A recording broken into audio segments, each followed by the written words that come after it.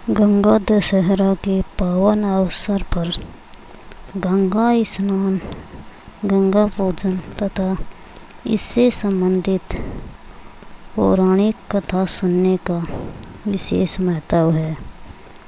आइए इस लेख में जानते हैं कि किस प्रकार हुआ माँ गंगा का धरती पर अवतरण। पौराणिक काल में अयोध्यापति महाराज सागर ने एक बार विशाल यज्ञ का आयोजन कराया और उसके देखरेख की जिम्मेदारी अपने पौत्र अनुस्मान को सौंप दी। यज्ञ में विघ्न डालते हुए देवराज इंद्र ने राजा सागर के यज्ञ अक्षय का अपहरण कर लिया और उसे ले जाकर पाताल लोक में कपिल मुनि के आश्रम में बांध दिया। घोड़े की खोज में सागर के पुत्रों ने धरती की खुदाई शुरू की और आखिरकार उन्होंने कपिल मुनि के आश्रम को ढूंढ निकाला।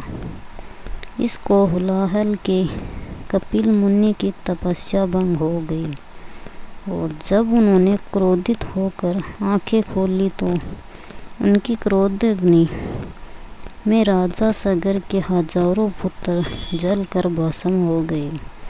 घोड़े की खोज में जब अनुस्मान कपिल मुनि के आश्रम पहुँचे तो महात्मा गरुड़ ने उन्हें सागर के हजारों पुत्रों के भस्म होने की जानकारी दी। साथ ही गरुड़ जी ने यह भी बताया कि सभी भस्म हुए लोगों को मुक्ति केवल माँ गंगा के पवित्र जल से मिल पाएगी, जिसके लिए उन्हें स्वर्ग से धरती पर लाना होगा। यह सुनकर अनुस्मान वहाँ से घोड़ा लेकर चले गए और वापस पहुंचकर राजा सागर को पूरा वृत्तांत सुनाया। यज्ञ संपन्न होने के बाद राजा सागर, अनुस्मान और उनके पुत्र दिलीप ने गंगा को धरती पर लाने की बहुत कोशिश की, लेकिन वे सफल नहीं हो सके। कई वर्षों के पश्चात दिलीप के पुत्र भागीरथ ने देवी गंगा को पृथ्वी पर लाने के लिए कठोर तपस्या की, जिसे देखकर माँ गंगा प्रसन्न हुई और उनसे वरदान मांगने के लिए कहा। राजा ने माँ से धरती पर आने का आग्रह किया, जिससे उनके पूर्वजों की आत्मा को शांति मिल पाई। माँ गंगा धरती पर आने के लिए मान गई, लेकिन उन्होंने भागीरथ को बताया कि अगर वह स्वर्ग से सीधा पृथ्वी पर आएंगी तो पृथ्वी उनके वेग और गति को सहन नहीं कर पाएगी।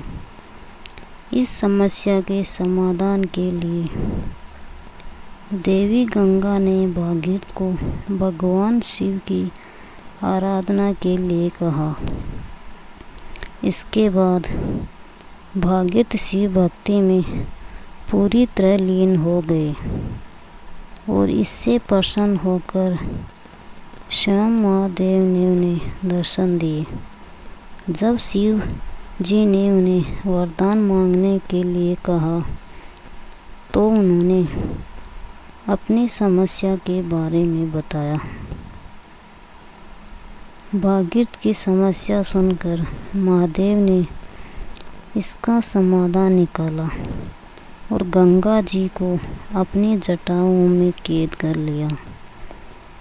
फिर जटा से एक लट को खोल दी, जिससे देवी गंगा 7 धाराओं में पृथ्वी पर प्रवाहित हुई। इस प्रकार भागीरथ माँ गंगा को धरती पर लाने में और अपने पूर्वजों को मुक्ति दिलाने में सफल रहे। भागीरथ के कठोर तप के कारण ही गंगा जी को धरती पर भागीरथ नाम से भी जाना जाता है।